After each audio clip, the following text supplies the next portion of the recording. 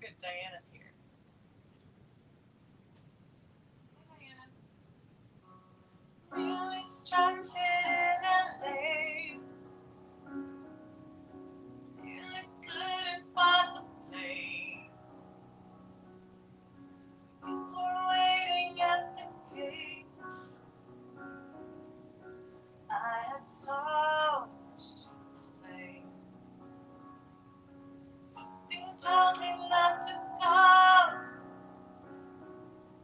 Something was holding me back. Here I am, even so low. Blown off course and so off track. So we didn't say a word. 22 hours trying to fight the power, but this was done. No, I didn't see a word. 41,000 feet. No, I didn't know the fate I'd meet, but I knew you were the one. You ever asked yourself how different your life would be? If you remained at Byron's Bay,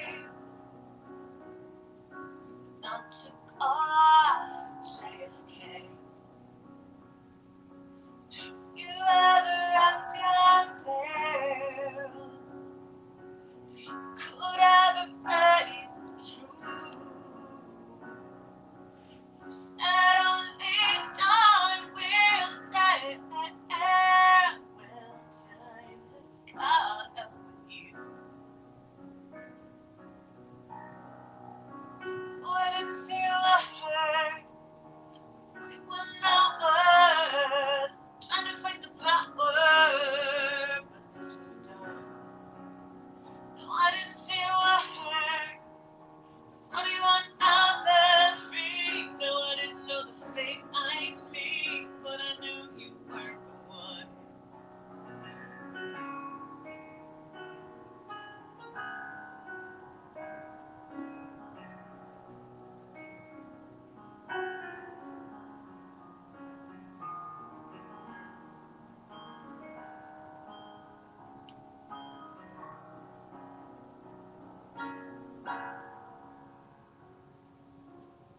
As I ran 11 miles,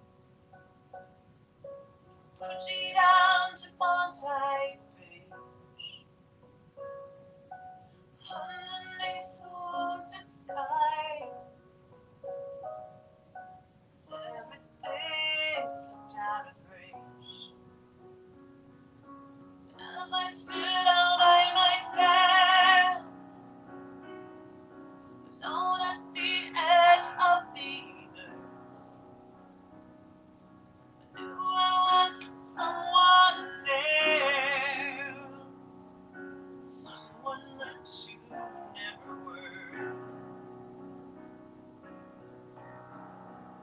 So I didn't say a word for 22 hours, trying to fight the power, but this was done. No, I didn't say a word. 41,000 feet. No, I didn't know the fate I'd meet, but I knew you weren't the one. No, I didn't say a word. 22 hours, giving up the power, 'cause this was already done. No, I didn't say a word. 41,000 feet. No, I didn't know the fate I'd meet, but I knew you were not the one. No, you were not the one. No, you were not the one for me.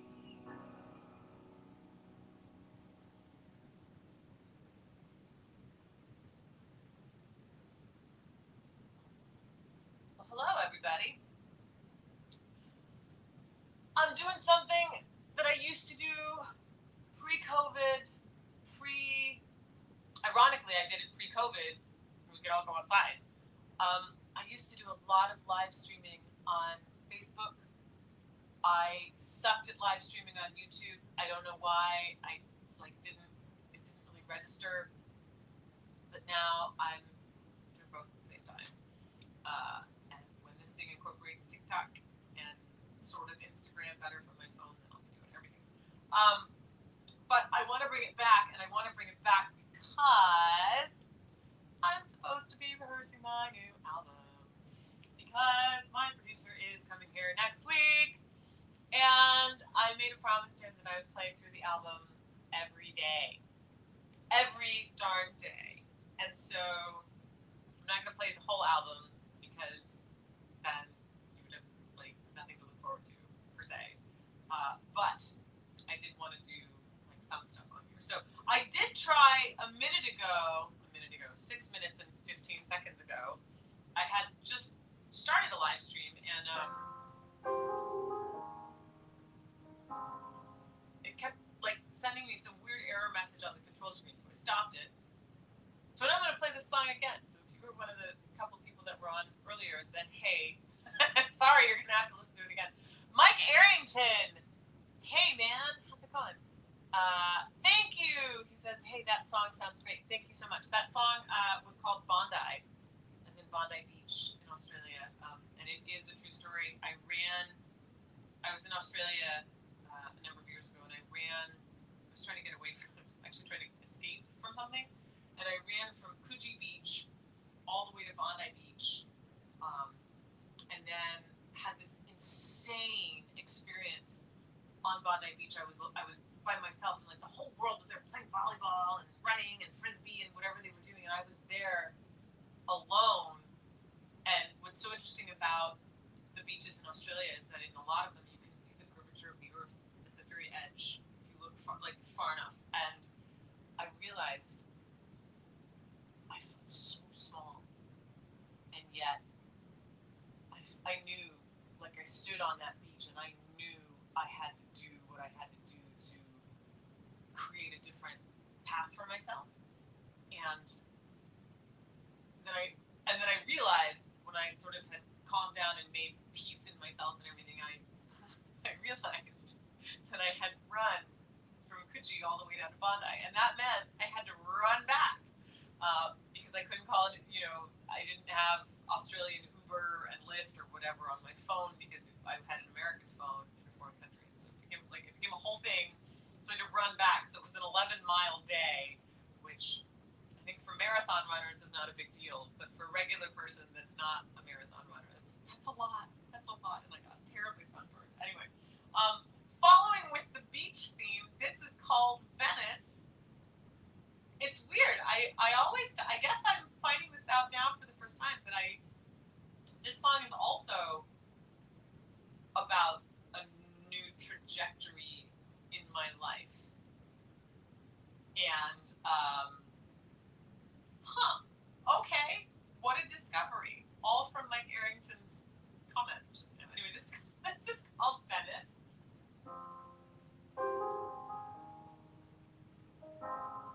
Let's see if I get this right, because I always mix up the second verse and the first verse. I mean, you guys wouldn't know that, so I'm telling you that. But anyway, let's see here. This is live, so okay. Ha ha ha ha ha ha. Okay.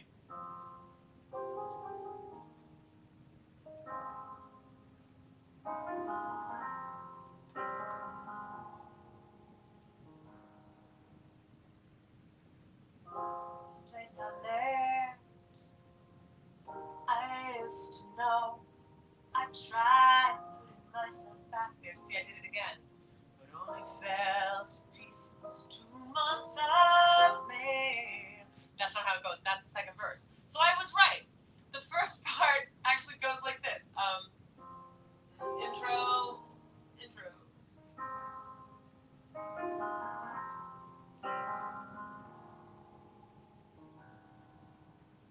Yes, I was right the first time. I second guessed myself, and I shouldn't have. This place I'm at, used to call home. No, I used to shoot. Used to call home.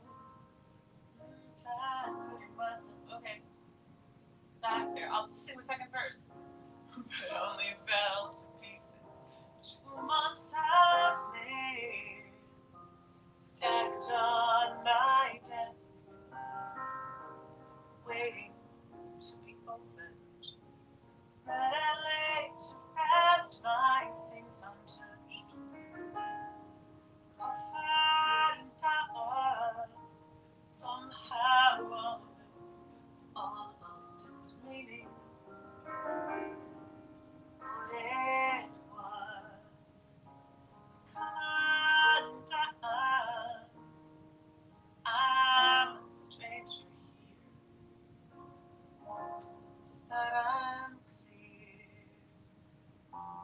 There was to feed the angels from your fingertips. There, I never knew what love to be as real as this place I left and used to call home. I tried putting myself back there, but only fell to pieces. 2 months of pain stacked on my desk, waiting to be opened. Bread and lay to rest my things untouched, covered in dust. Somehow all of it all lost its meaning. What it was, come on down. I'm a stranger here, that I'm clear. Yeah, I crawl on my hands and knees back to my knees. Yeah, this time I'll make it up to Santa Monica. Yeah, 'cause I watched you feed the angels from your fingertips.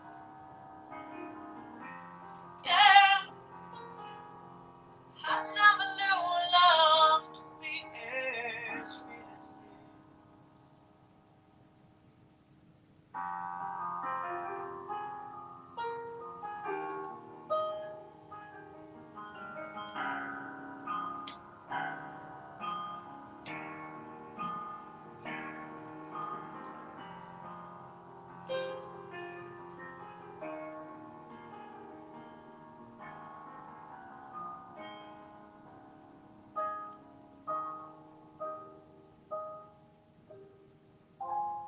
Yeah, I'd give it all away to be in Venice. Yeah, this time I'll make it up to Santa Monica. Yeah, that I should feel the magic from your fingertips. Yeah, you managed to fix me up with a single kiss.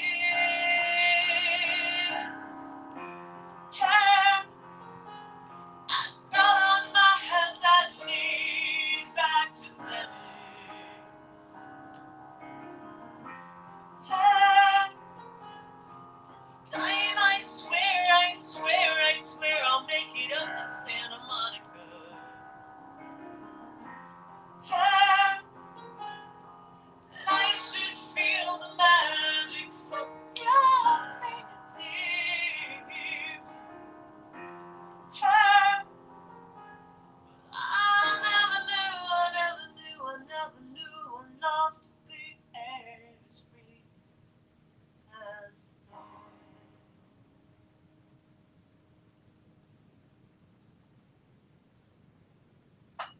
If I can get my water.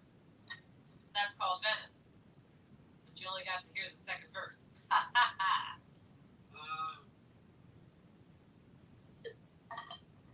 And that is why I'm supposed to play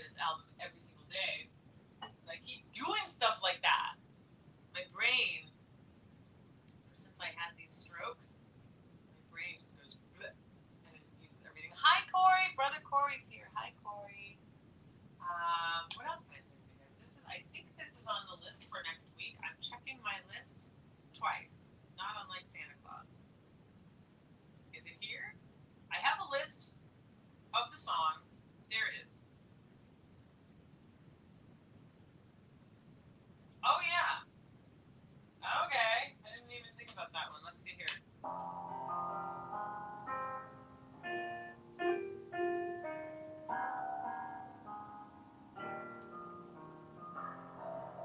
Goodness.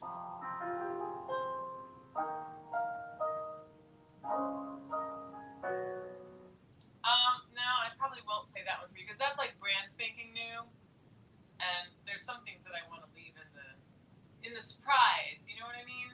I guess I could do la la la la la.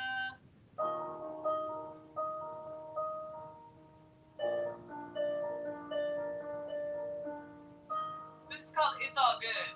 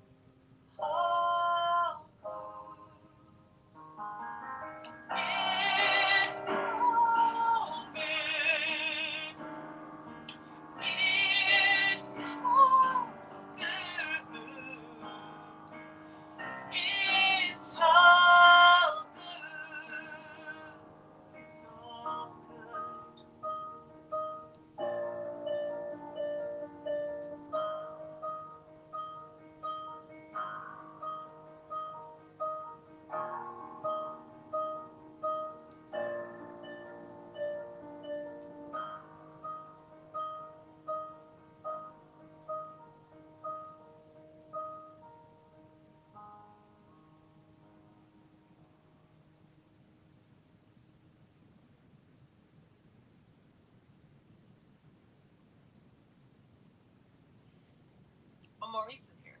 Hello. Hello, hello.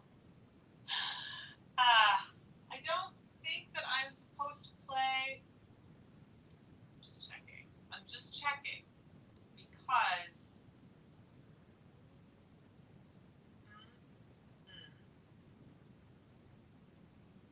yeah, I feel like the rest of them are supposed to be surprises.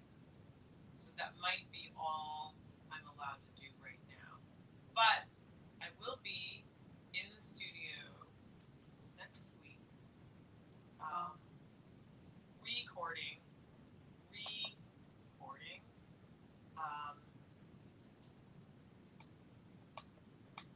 Whoops, a new album, and oh goodness,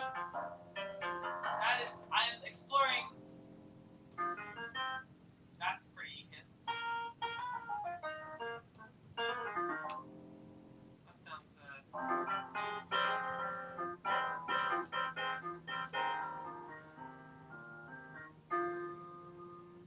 that's pretty dope. Anyway, yeah, the rest of the stuff I'm not allowed to really put out there yet. Those are the 3 that I'm allowed to put out there here. So I'm going to go back to some focused practicing, I think.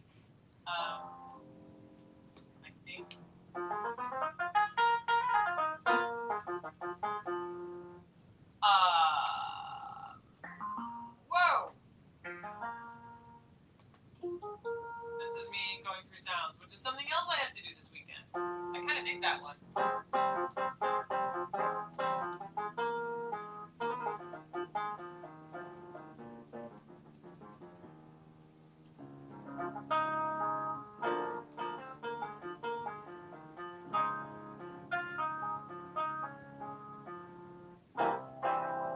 That's pretty nice.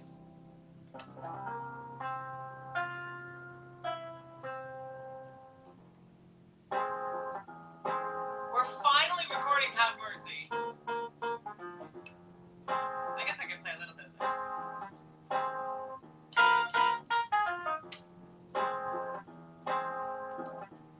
Hi, Larry Stugall. Or Stugall.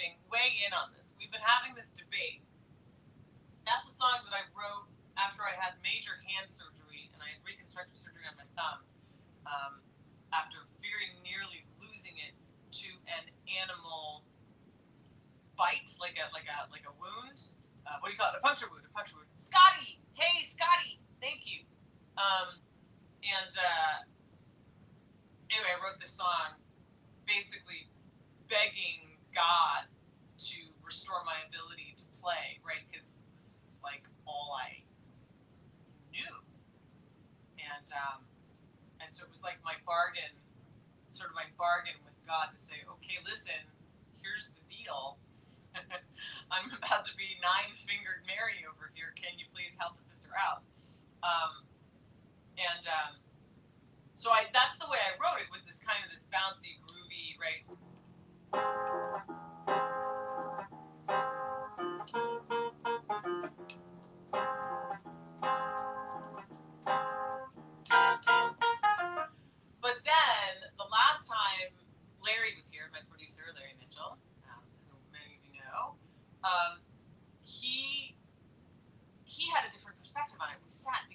breakdown in the song. I won't take you through all the way, but I don't know.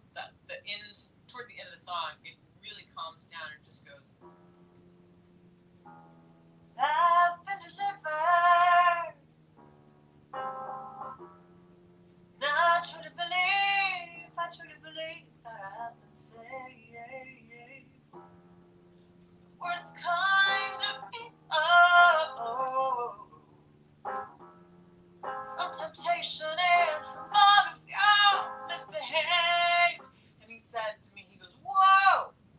He said, you need to consider doing the whole song like that. Because I feel the pain coming through. The pain, this breaking struggle, this horrific, unbearable pain. And I was like, yeah, interesting perspective. So we've been going back and forth on this. And for me, this has always been a song of rejoicing, and it's always been about once you're past the pain and you realize, I think, this deeply, deeply spiritual moment that God's mercy and his love is so beyond anything, right? Anything.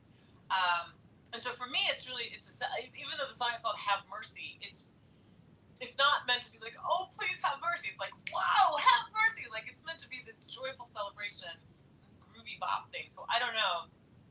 I've been trying to live with it, with that deep sadness and pain thing, that suffering thing. Maybe it's just because this is not a new song, but it's a song that sort of went into hiatus for a while, and this is the first time that it's going to be out live.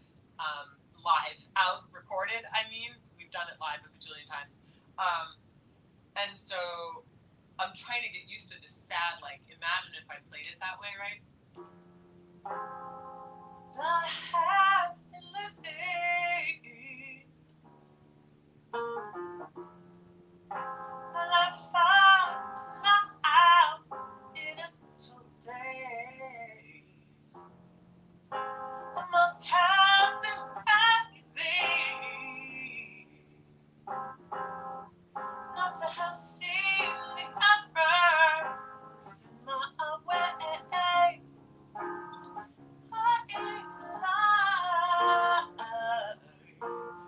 Or the original way.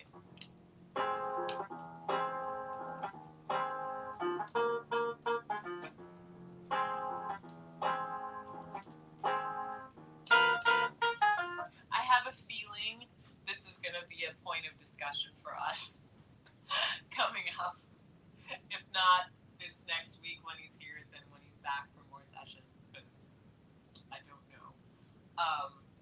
I am a creature of habit, I will give you that. And I'm definitely used to the original. Scotty says, Scotty's vote is he likes the original. I do too. I do like that deep sadness version, but when I look at the other songs on the list on the album, I'm sort of like, I kind of dig that, the grooviness of it,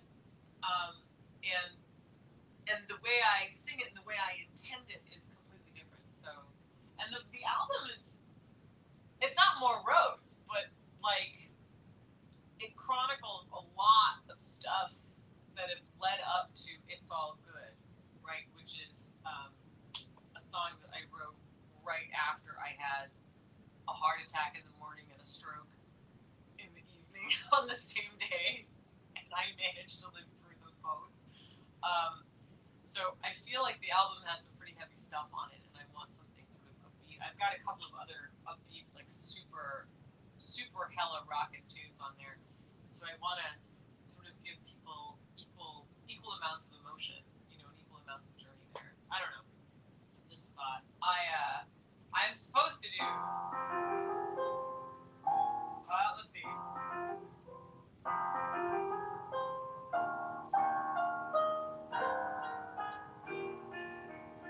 Is this right?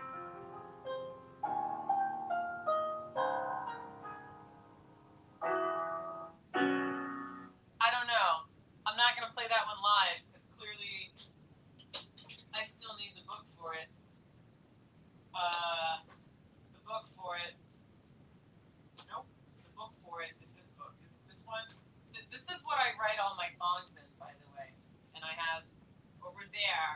closet, in one of the storage closets in the studio, I have stacks and stacks. I've posted this on Instagram. Sometimes people are like, "You wrote how many songs?" And I say, "You don't believe me? That I'll show you the books." And they're all in here. All of them are in here. Let's see.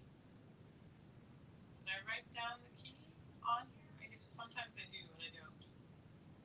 I don't think that's the right key, though.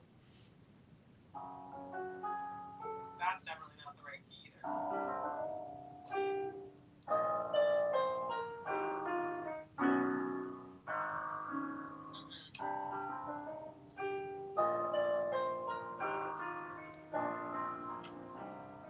You never told me about the missing pieces up to now.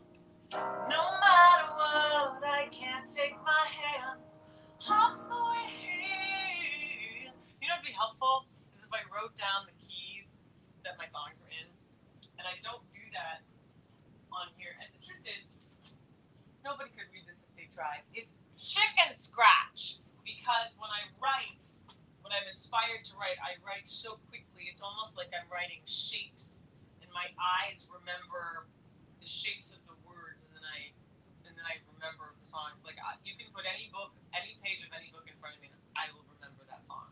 It's people look at me and they're like, "How do you do that?" And I go, "I don't know. I don't know how to divide or multiply very well, so I think I pushed math out of my brain to do this or something. I have no clue." So we'll pretend it's that key. I don't think. Whoa. That's not the right key.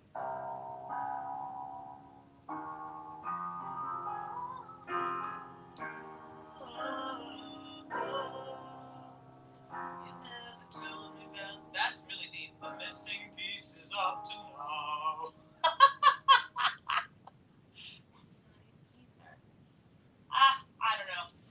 That is a song that's on there. If I were to play it in this game.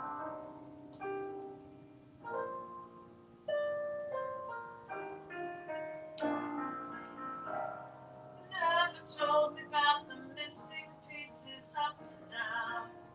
No matter what, I can't take my hands off the wheel. 260 miles from Pasadena, left to go. You chose your moment well to tell me things I needed to know.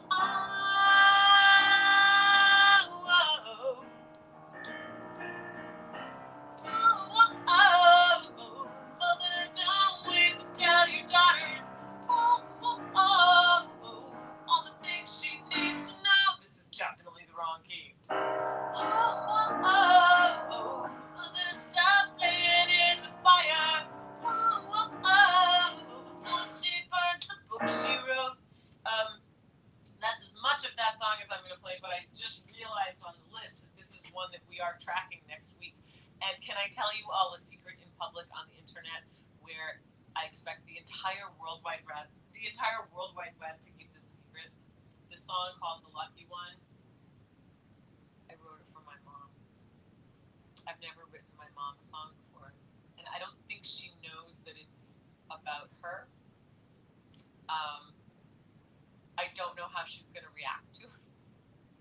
I have no idea how she's going to react to it.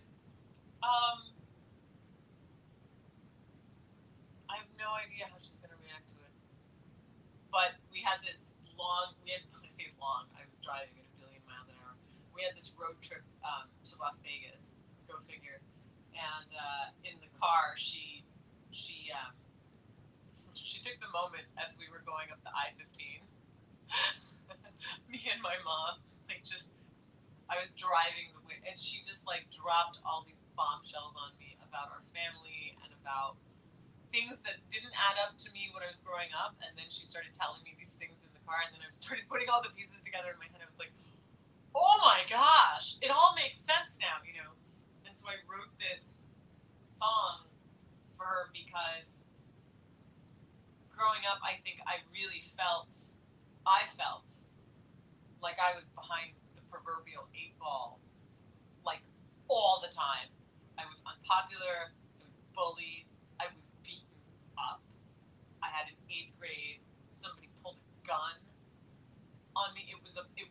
it turned out to be a cap gun, but they shot it at my ear, and I lost a percentage of my hearing in my right ear. And then the vice principal of the school was like, well, you just have to walk home a different way then. Like, they didn't bother to suspend the other kid. They were just like, suck it up. And I always felt like I wasn't good enough, I wasn't pretty enough, I wasn't American enough, I wasn't talented enough, I wasn't enough. I always felt like I was never enough. And I couldn't understand why I felt this way and why everywhere I went, I was like super awkward. And then on this car ride up to Vegas, my mom was telling me all this stuff, and I was like, oh my gosh, wait, this all makes sense now. And she said to me, she goes, I could never tell you when you were younger. You were actually the lucky one. Like, you were actually the one that didn't suffer. And you thought you were suffering, and you didn't. You weren't suffering. I mean, you were, like, you felt like you were, but you didn't know all these missing pieces, and so we couldn't tell you these things. Like, I could not, if I took my hands off the wheel, I would have burst into tears, and the car probably would have burst into flames, so I'm glad I just kept, I just kept driving. And this is a really unconventional tune, like, for me, and for those of you that have my older albums, like, this is not one that you would hear. I don't think you would ever think of me writing this song like this, and I was really apprehensive when I sent it to Larry, when I sent him the demo, and I was like, I don't know if he's gonna like it, and it's not very conventional, it's not super poppy, and it's not particularly rock, and it's sort of outside my normal wheelhouse, and whatever. And the words are kind of, I don't know, they're about something very, very specific.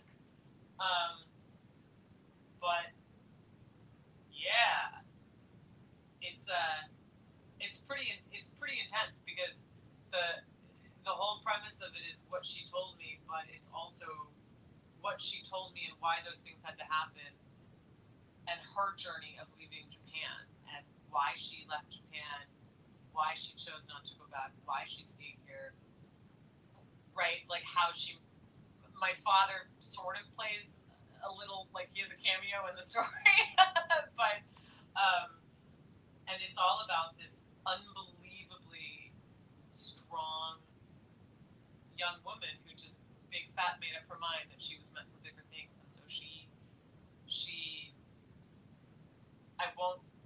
the whole story will come out once the song is out, or as part of the promos, but she did some pretty brave things, and now I look at my life and I'm like, interesting. Interesting is all I'll say. Interesting how I've made certain decisions without knowing about her decisions, and yet, wow, okay, we really are related, like that kind of thing. So it's an homage to my mom. I think she'll probably hate it. Or if she likes it, she just will never let me know, and that's okay too. I don't know. Some of you follow my mom on Instagram, so when the song comes out, somebody wants to sneak her a DM or a comment and be like, hey, so what do you think of your daughter's song about you? Like, find out, because she'll never tell me the truth to my face, and I know that for a fact.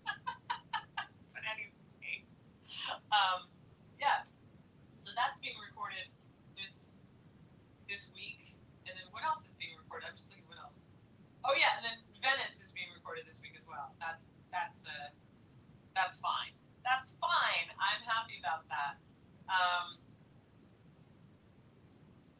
Oh yeah, and I will tell you this: there's going to be guitar all over this album. I'm so excited for that, because Larry's a big supporter of Carlos Guitar, who is currently resting comfortably in his case, over by the desk over there. So Carlotta's here right now. She's not hooked up, but Carlotta is here.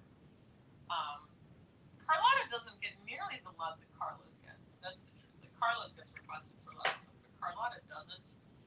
I don't know why that is, but whatever. That's fine. When will it come? Scotty's wondering, when will it come out? I'm assuming you mean the album and not the guitar. I think. I don't know. That is a very good question, Scotty. I don't know. Larry Studio says, I will. Oh, like you're gonna go slide into my mom's DMs and be like, hey, so what do you think? I know you will, of all people, I'm sure. I'm not worried about that. The album will come out sometime in 2025. I don't know when exactly. There are at least a couple of singles that'll come out before the album itself. Um, that much I do know. The album is coming out physically. Don't get me started on the whole Spotify Unwrapped thing or Spotify Wrapped or whatever it is. I'm just so, y'all know how I feel about Spotify in general. Hold on, I gotta get my seat comfortable. So you can expect it on vinyl. You can expect it on CD. You might expect it on cassette pressing for those of you that are like into the 80s. It will be available to stream, of course, but we're putting a lot into the artwork and the liner notes and all the fun, like the fun stuff. There's music videos already being planned. There's lyric videos that are being planned, so it's gonna be a lot of fun. A lot of goodness coming in 2025. Musical goodness, as they say. Yeah. So I'm super stoked, and I'm stoked to be getting back out there, playing live, playing on live streams like this. Yeah, it's a lot, but it's good. It's good. So I'm gonna go back to practicing now. Because I do this, and I have fun with this, and then I have to go back to this, so that I don't need these books when I'm in the studio singing or playing or whatever. I have to get it all in here. Most of it I have, but occasionally I'll play the second verse first and then forget the first verse and then play the second verse twice because that's what happens. So anyway, yeah.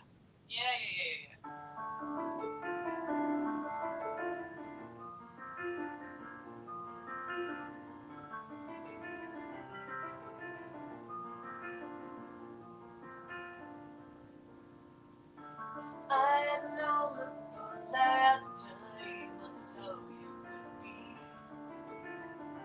the last time I would have held on for dear life, no matter what.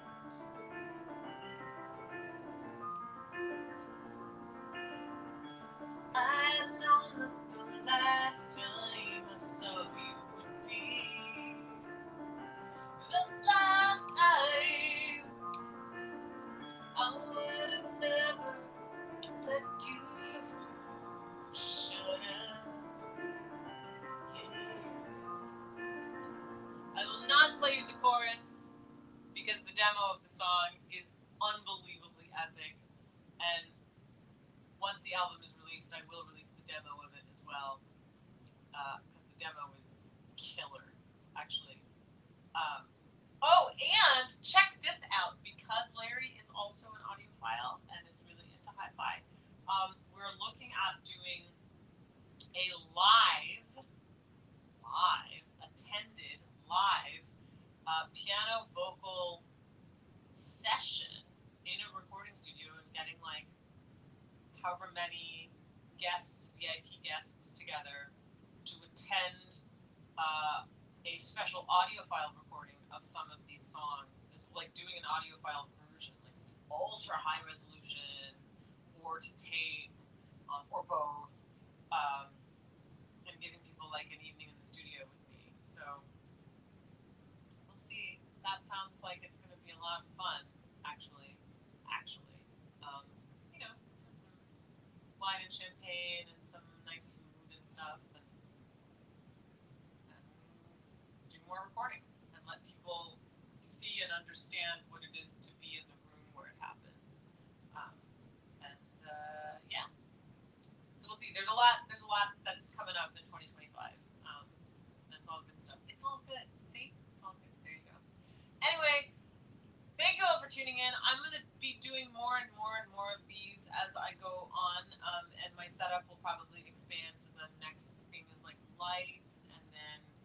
actually has to get hooked up to my rig over there, which has the microphone and the feed and everything. This is just going through my camera audio, so I don't know what it sounds like, but I purposely did it like this because I figured if I'm supposed to be practicing, then I should practice, and that means you're going to hear it the way that I hear it, and you got to come along for that, and I'm grateful that you allowed me to share this with you. So thank you very, very much, everybody, and thank you for tuning in. I will grab this phone and go like this. And then I will say thank you for Scotty says, I pretend to be an audiophile. Scotty, you are not only an audiophile, you are a well-respected expert in the community. So I give you a thumbs up. Anyway, thanks for tuning in, everybody. And I will see you probably sooner than we all realize. Oh, if anybody's going to NAMM, let me know. I mean, like half the world is going to NAMM. I will be there. A couple of announcements coming. Not allowed to announce yet, but anyway, yeah, let's connect if anybody that sees this, if you guys are going to be at NAMM. And I will see you all very soon. Have a good night.